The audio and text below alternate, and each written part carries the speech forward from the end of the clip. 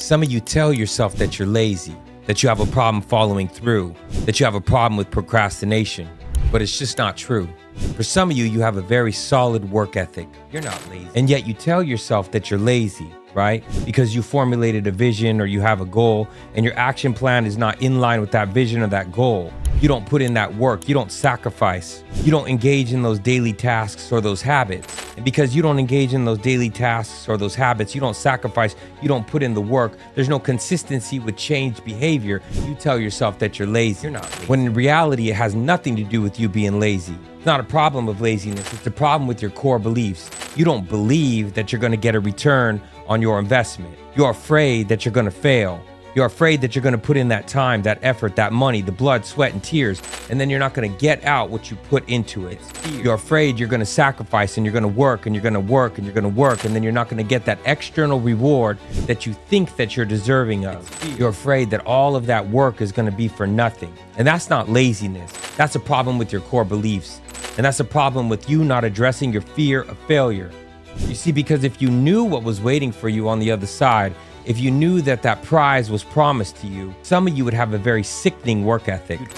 You would work day and night. You would burn the candle on both ends. You would do whatever it took in order to get that prize that was promised. But because it's not promised, some of you won't even start. And that's not laziness. That's a problem with your core beliefs. That's a problem with your fear of failure. And that is a problem with the way in which you define return on investment. You see, everything for me changed when I started to no longer equate my return on my investment with anything in the external environment, not with external approval, external validation, not with monetary gain, not with the clout, not with the platform. Nothing in the external environment has anything to do with my return on my investment. For me now, the return that I get is purely intrinsic. It's internal. It's an inside job. It's a feeling that I'm trying to cultivate internally. And no one can steal that from me. It's not about gaining other people's approval. It's about me waking up in the morning and knowing that I did the next right thing and the next right thing. And I put one foot in front of the other.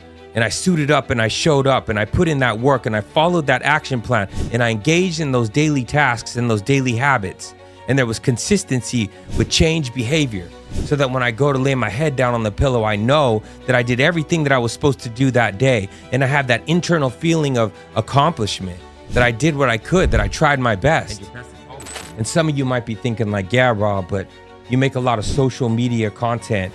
Aren't you chasing those likes, those followers, those subscribers? Aren't you trying to monetize your social media platform? Aren't you chasing that clout? And it's like, man, if those things come, then that's great. That will be beneficial. If people are liking my content, then that's a good thing. But if I don't get it, what's that got to do with me continuing to do what I know I need to do? Has nothing to do with me chasing my dream, my goal, my vision. Has nothing to do with me living within my purpose. Has nothing to do with me being of service to other people, carrying a message to those people that are still struggling. It's like, don't like it. Don't follow, don't subscribe. I'm good. But do me a favor though, like you, follow you, subscribe to you. Do it for you. Don't do it for the external validation. Don't do it for the monetary gain. Don't do it for the clout. Don't do it for the attention. Do it for yourself, because you have a love for your craft, because it's what you believe in, because it's what you want to do. You believe that it's consistent with your purpose. Make sure that it's intrinsic, not extrinsic. Stop telling yourself that you're lazy, that you have a problem following through, problem with procrastination. Check your core beliefs. Address your fear of failure. Make sure that you redefine return on investment. Don't do it for them, do it for you.